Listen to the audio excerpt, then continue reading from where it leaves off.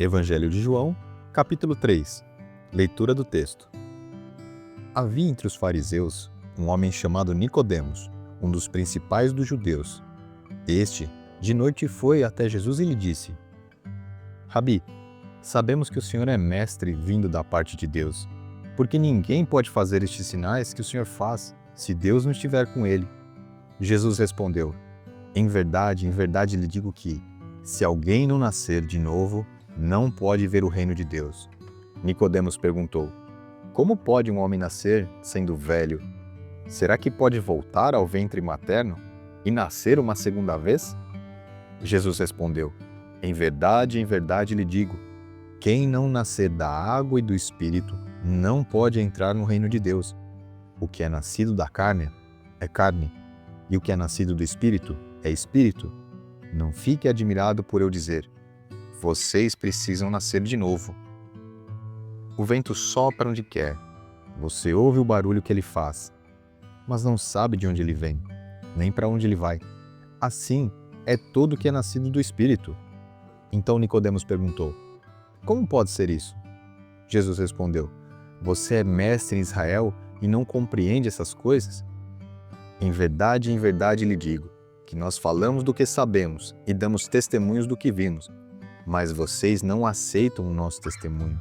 Se vocês não creem, quando falo sobre coisas terrenas, como crerão se eu lhe falar sobre as celestiais?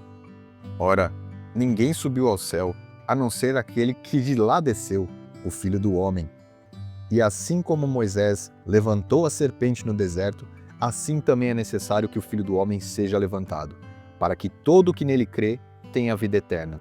Porque Deus amou o mundo de tal maneira que deu o seu Filho unigênito, para que todo o que nele crê não pereça, mas tenha vida eterna. Porque Deus enviou o seu Filho ao mundo, não para que condenasse o mundo, mas para que o mundo fosse salvo por ele. Quem crê nele não é condenado, mas o que não crê já está condenado, porque não crê no nome do unigênito Filho de Deus. A condenação é essa: a luz veio ao mundo, mas os homens amaram mais as trevas do que a luz, porque as suas obras eram más. Pois todo aquele que pratica o mal detesta a luz e não se aproxima da luz, para que as suas obras não sejam reprovadas. Quem pratica a verdade se aproxima da luz, para que as suas obras sejam manifestas, porque são feitas em Deus. Depois disso, Jesus foi com os seus discípulos para a terra da Judéia. Ali permaneceu com eles e batizava. Ora, João também estava batizando em Enom, perto de Salim, porque ali havia muitas águas e o povo se dirigia para lá e era batizado, pois João ainda não havia sido preso. Então surgiu uma discussão entre os discípulos de João e um judeu a respeito da purificação. E foram até João e lhe disseram: Mestre, aquele que estava com o Senhor no outro lado do Jordão, do qual o Senhor deu testemunho, está batizando, e todos vão até ele. João respondeu: ninguém pode receber coisa alguma se não lhe for dada do céu. Vocês mesmos são testemunhas do que eu disse. Eu não sou o Cristo, mas fui enviado como seu precursor. O que tem a noiva é o noivo. O amigo do noivo, que está presente e o escuta, se alegra muito por causa da voz do noivo. Pois essa alegria já se cumpriu em mim. Convém que ele cresça e que eu diminua. Quem vem das alturas certamente está acima de todos. Quem vem da terra é terreno e fala da terra. Quem veio do céu está acima de todos e dá testemunho daquilo que viu e ouviu, mas ninguém aceita o seu testemunho. Quem, porém, aceita o testemunho que ele dá, certifica que Deus é verdadeiro, pois aquele que Deus enviou fala as palavras de Deus, porque Deus não dá o Espírito por medida. O Pai ama o Filho e entregou todas as coisas na mão dele. Por isso, quem crê no Filho tem a vida eterna. Quem se mantém rebelde contra o Filho não verá a vida, mas sobre ele permanece a ira de Deus. Amém. Concluída a leitura do texto, vamos aos comentários. É possível dividir o capítulo 3 de João em 4 partes: o novo nascimento em Jesus, o amor de Deus pelo mundo, a discussão entre os discípulos de João Batista e um judeu, e também sobre crer no Senhor Jesus. Começando sobre o novo nascimento, tente imaginar a seguinte cena: um homem bastante influente entre os judeus, buscando uma conversa com Jesus, porém durante a noite. Este era Nicodemos, e ele era membro do Sinédrio, que era um importante conselho normativo dos judeus. O fato de o encontro ter sido de noite pode denotar uma espécie de trevas espirituais, como, por exemplo, ocorre lá no capítulo 9 deste livro de João, quando Jesus diz que é necessário realizar as obras enquanto é dia. A noite vem quando ninguém pode trabalhar. Isso remete a um senso de urgência para as obras antes de um período de trevas. Ou então, podemos apenas presumir que Nicodemos veio escondido para encontrar Jesus, simplesmente porque não queria ser visto, em especial por seus pares judeus. A segunda hipótese parece razoável.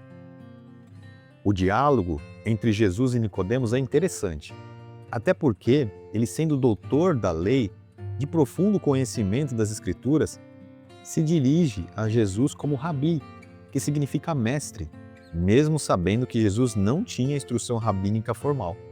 Isso demonstra muito respeito por Jesus. Afinal, Nicodemos reconhecia que os sinais vindos de Jesus era algo que só poderia vir de Deus. E isso certamente foi um sinal de alerta para Jesus. Pois lembre-se que, como lemos no capítulo 2, muitos buscavam Jesus por seus sinais, mas não criam verdadeiramente nele como um ungido de Deus, o enviado, o Salvador. Então, em meio a esse diálogo, lembrando dessa crença, entre aspas, do povo sobre os seus sinais, Jesus é bem categórico com Nicodemos e responde: se alguém não nascer de novo, não pode ver o reino de Deus. Nicodemos responde essa pergunta fazendo uma outra pergunta a Jesus. Ele diz: como um homem pode nascer de novo sendo velho? Essa colocação de Nicodemos pode ter significado que ele de fato estava confuso com a afirmação de Jesus, ou eventualmente que ele tenha sido irônico por Jesus. No entanto, Jesus reforça esse conceito com mais detalhes dizendo: quem não nascer da água e do Espírito não pode nascer no reino de Deus. O que é nascido da carne é carne, o que é nascido do Espírito é Espírito. Com relação à menção de nascer da água e do Espírito, Jesus poderia estar se referindo aos versos 25 e 26 do capítulo 36 do livro do profeta Ezequiel, que diz: então aspergirei água pura sobre vocês, e vocês ficarão purificados. Eu os purificarei de todas as impurezas e de todos os seus ídolos. Eu lhes darei um coração novo, e porei dentro de vocês um espírito novo. Tirarei de vocês um coração de pedra, e lhes darei um coração de carne. E quando Jesus diz que o vento sopra onde ele quer, podemos até ouvi-lo, mas não de onde vem e para onde vai, assim é todo o que é nascido do Espírito. É possível que ele estivesse falando de mistérios do Espírito Santo, que é parte da Trindade, Pai, Filho e Espírito. Está falando de coisas do céu e não da terra. Para ilustrar, entendo que a explicação de Jesus se refere a certa imprevisibilidade do Espírito, para fazer com que alguém nasça novamente do Espírito. Por exemplo, podemos refletir que quando nascemos na carne, nós não escolhemos como, quando e se nasceremos. Então, não tivemos qualquer ação sobre o dia do nosso nascimento, correto? Assim também é nascer do Espírito. Deus nos faz nascer de novo pelo poder do seu Espírito, por meio da graça de Jesus. Veja o exemplo de Nicodemos, que era um homem instruído nas Escrituras, altamente respeitado na sociedade em que ele vivia. Provavelmente era uma pessoa piedosa. Contudo, isso não bastava, pois Jesus afirmou que ele teria que nascer de novo.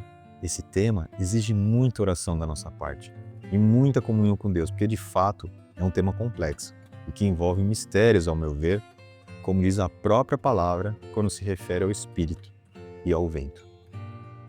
Em outras palavras, Deus nos salva. Ele nos dá esse novo nascimento por meio de Jesus. Então nos tornamos bebezinhos na fé. Então, salvos em Jesus, caminhamos firmes em nossa jornada na caminhada de fé, ao longo de um crescimento espiritual. E lembre-se que quando salvos, somos como crianças na fé.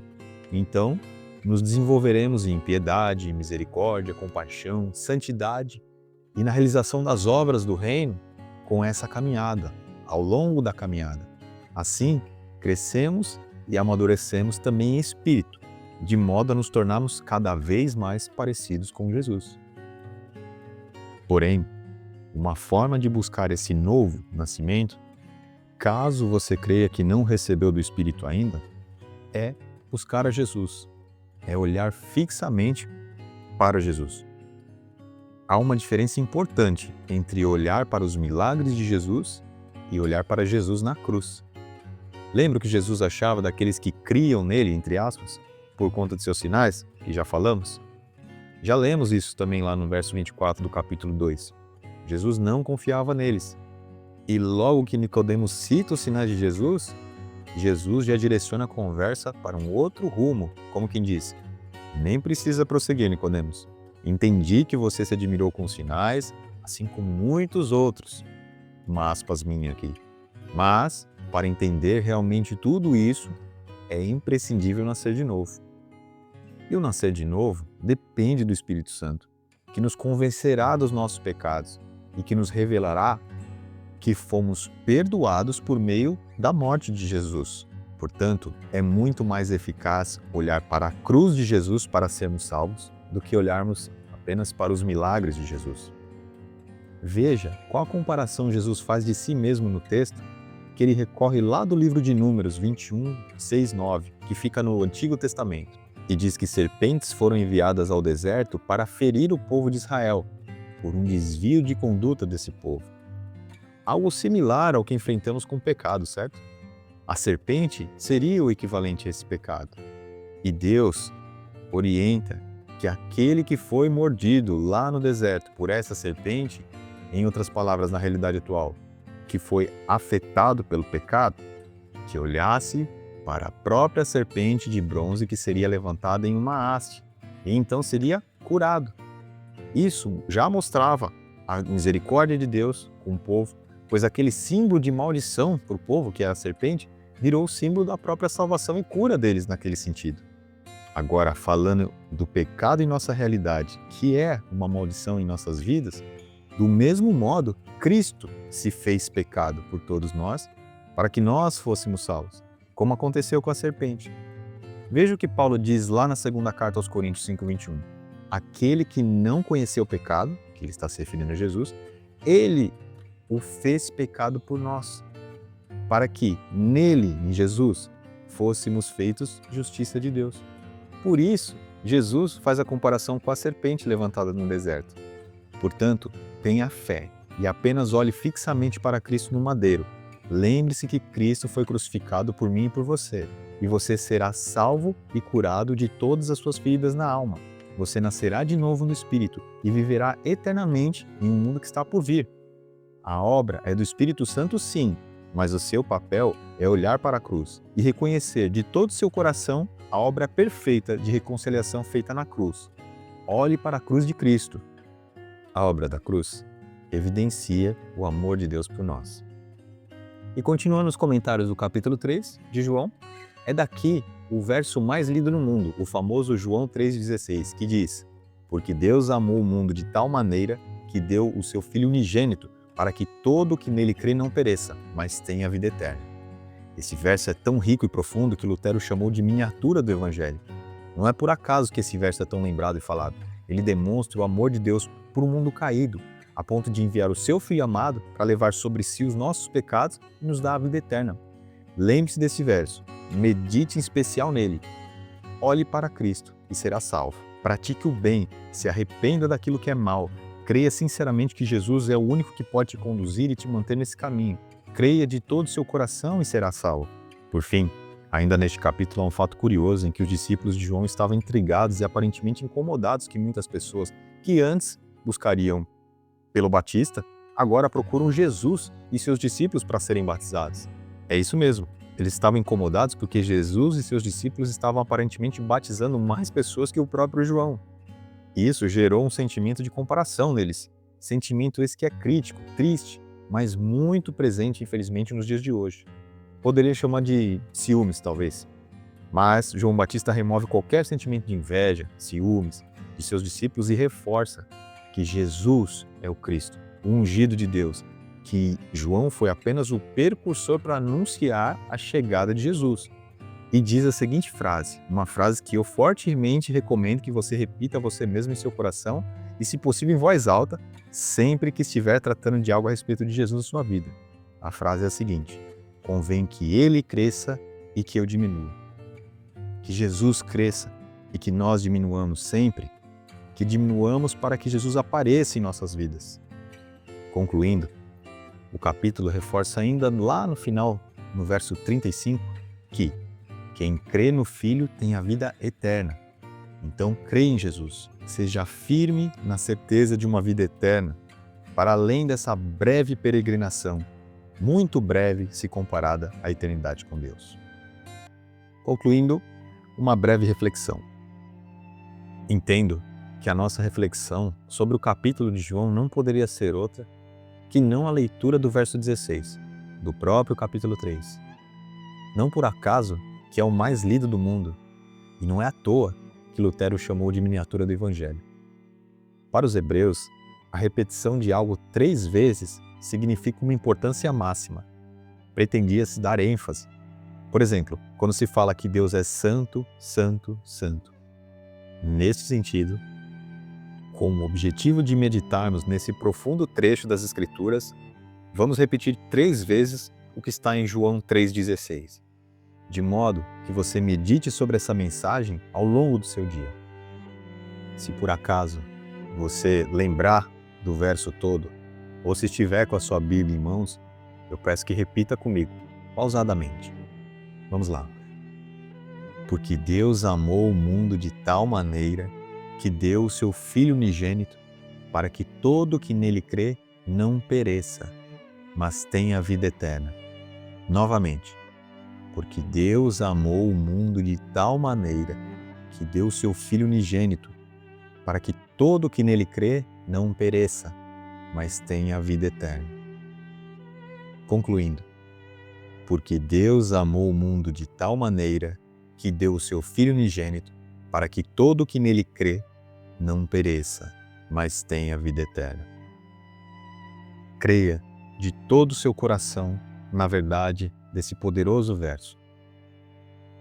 Creia de todo o seu coração na verdade poderosa contida nesse verso.